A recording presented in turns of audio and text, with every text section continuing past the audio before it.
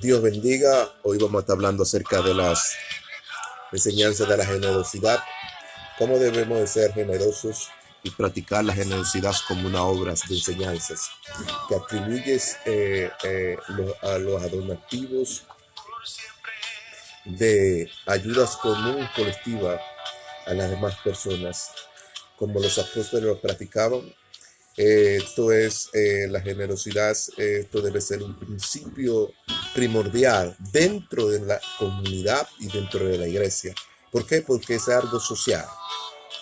Entonces, la práctica de la enseñanza de la generosidad se contribuye con donativos, ayudas colectivas a los necesitados en común. Según este texto bíblico de Hechos 2:44 y 45, dices que los apóstoles ponían en el templo toda su bienestar social en común y la propiedad, haciendo siembras y partían el pan a los necesitados y lo vestían. Es decir, que estas obras y estas prácticas se contribuían a las iglesias como una obra social dentro de las iglesias para que la comunidad diera un servicio más allá. Y nada más vemos que algunas veces la iglesia se mueve haciendo obra social de ayuda a los necesitados. Se mueven los días que la tierra está pasando por un conflicto como el COVID-19, y a veces vemos la iglesia moviéndose para esos días. Pero es un principio que había en la iglesia primitiva y en la iglesia de Jerusalén. Es decir, que debe ser practicada. No es nada más los días que la tierra está pasando por una crisis, los días por la tierra que está atravesando alguna dificultad, sino practicarlos para que la comunión de Dios con los hermanos a otros sean, aleluya, sean de agradecimientos. Alabado sea a Cristo. Pero este bienestar social, decían que toda la propiedad que tenían el pueblo lo ponía dentro de las manos de los apóstoles y lo impartían, y le daban el pan unos a los otros y lo vestían con vestidos, y hacían esta obra social de caridad dentro de la comunidad. Es decir, que practicaban estas obras. Entonces aquí vemos Lucas 19:8, donde la Biblia nos dice cuando Jesús fue a la casa de Zaqueo y enseñó la obra de generosidad y le dio bienes a los pobres, a los huérfanos, a los mendigos y a los necesitados, y le cuadriplicó los que le debía. Es decir, Zaqueo no practicaba estas obras. Zaqueo era un cobrador de impuestos. Zaqueo contribuía con los tributos y se ahorraba los tributos y le saqueaba la cuarta parte de los bienestar del pueblo y lo saqueaba para su bienestar. Y ahí es cuando Jesús llega. La Biblia dice cuando Jesús llega a una ciudad, y en esa ciudad está Zaqueo, y entre medio de la multitud, Zaqueo no puede pasar porque había una multitud que lo paraba. Dice la Biblia que Zaqueo se montó un árbol sin cómodos para ver quién que pasaba. Y Jesús pasando por aquel lugar, Jesús dijo: Zaqueo, baja del árbol porque es necesario que yo posee en tu casa. Cuando habla de Zaqueo que baja del árbol, que es necesario que yo posee en su casa, Zaqueo le dio entrada, le abrió la puerta del corazón a Jesucristo. ¿Por qué? Porque allí había algo que tenía que ser roto, que tenía que romperse. ¿Por qué? Porque Zaqueo era un saqueador, era un ladrón de impuestos, le saqueaba los bienes a los pobres. Y cuando Jesús llega, Jesús le enseña la obra de generosidad que nunca él había practicado. Y ahí cuando la casa de Zaqueo empieza a practicar la obra de generosidad, dice que la cuarta parte de los restantes que les robaba el pueblo se lo duplicó, le dio a los necesitados, a los huérfanos, y le ayudó. Es decir, cuando Jesús llega, todo cambia. Cuando Jesús llega, todo cambia. ¿Por qué? Porque es necesario que todo cambie para que nosotros practiquemos las obras de generosidad que Él ha comendado a sus pueblos. Alabado sea Cristo. Segunda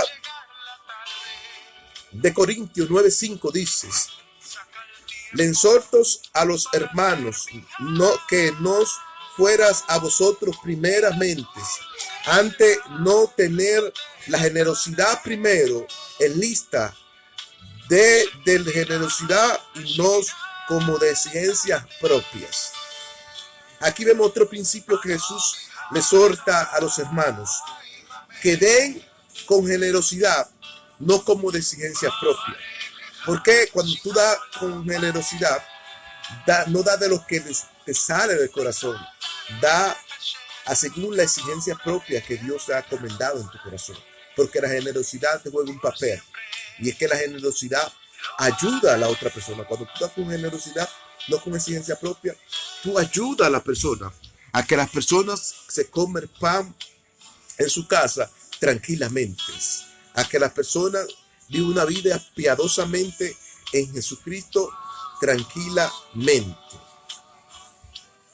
Entonces vemos 2 de Corintios 9:6, dice Jesús aquí: siembra generosamente y también segará generosamente. Cuando tú haces una siembra generosamente, segará generosamente. Es decir, que debemos dar a los pobres, a los huérfanos, a los necesitados, a la viuda. ¿Por qué? Porque son prácticas que tanto la iglesia debe vivirla como tanto la comunidad. Es decir, que entre más practicamos la generosidad, el bien se va a manifestar a las demás personas. ¿Por qué? Porque es una plática generosa, es una plática de bien, es una plática de caridad a las membresías. Dice 2 de Corintios 9:7, dice: cada uno des como se ha propuesto en su corazón, no con tristeza ni con necesidad, sino con generosidad, porque Dios ama al dador alegres. Es decir, cuando practicamos la obra de generosidad, Dios nos ama, porque Dios ama al dador alegres. Cuando hacemos el bien, Dios se manifiesta un principio de Dios en nuestra vida, porque cuando hacemos el bien es el mismo Dios manifestado en una persona. ¿Por qué? Porque ahí vemos a Jesucristo en un pobre, vemos a Jesucristo en un mendigo, vemos a Jesucristo en una prostituta, vemos a Jesucristo en una lesbiana, vemos a Jesucristo en un homosexual. ¿Por qué? Porque estas son características de Jesucristo, porque Jesucristo dijo: cuando estaba preso no me fuiste a ver, cuando era mendigo tampoco me fuiste a ver, cuando me viste vestido no me diste de vestir, cuando vivía hambriento no me diste de comer. Es decir, que todas estas características representan a Jesucristo. Jesucristo se representa como el mendigo, como el pobre, como el huérfano. Entonces, cuando hacemos obras de bienestar, entonces ensaltamos a nuestro Señor Jesucristo en la caridad de Él, porque es parte de su amor. Alabado sea Cristo. ¿Por qué? Porque es parte de la obra de Cristo. Y entonces aquí es donde nuestro Señor Jesucristo también enfoca sus ojos y ve las intenciones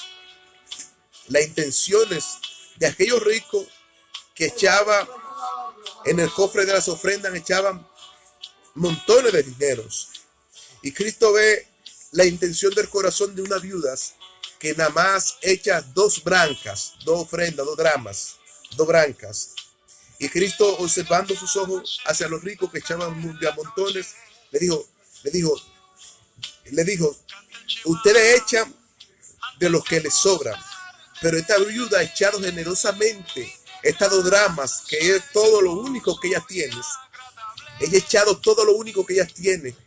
Y dice, lo que Cristo le quiso dejar dicho a ellos es que debemos no echar con miserias, ni con exigencias propias, sino echar según la generosidad de nuestro corazón.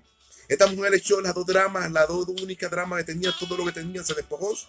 Jesucristo vio el interior del corazón de la persona que quería agradar a Cristo. Mientras los ricos echaban de todo lo que les sobraba. Es decir, este es un principio que debemos tener, la generosidad, practicar la generosidad. Porque cuando practicamos este principio, Dios se manifiesta en la calle, se manifiesta en el servicio, se manifiesta haciendo obras comunitarias. Y estos donativos contribuyen al servicio de la obra de la práctica de la iglesia y de la enseñanza de la iglesia. Alabado sea Cristo. Y observamos eso. Alabado sea nuestro Señor Jesucristo.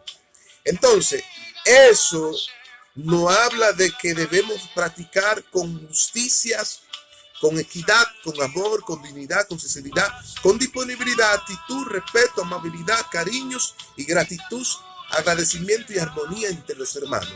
Cuando hacemos obra de caridad, todos estos principios se manifiestan, porque son principios de gratitud. Eso se manifiesta y eso de práctica se manifiesta la justicia, se manifiesta la equidad, se manifiesta el amor, se manifiesta la dignidad, se manifiesta la sinceridad, se manifiesta la disponibilidad, se manifiesta la actitud, se manifiesta el respeto, se manifiesta la amabilidad, se manifiesta la caridad, se manifiesta la gratitud, se manifiesta el agradecimiento, se manifiesta las armonías entre los hermanos, porque son obras comunitarias que debemos practicar todo el servicio. Dice Lucas 6:38, da y os se dará medidas buenas y reversibles, prestadas, buenas y rebosará el granero en tus regazos. Con la misma medida que mide, así será medido.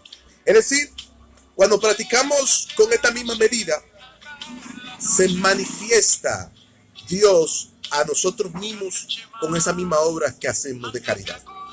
Porque no faltarás el granos en nuestros graneros. ¿Por qué? Porque es parte del atributo de Dios.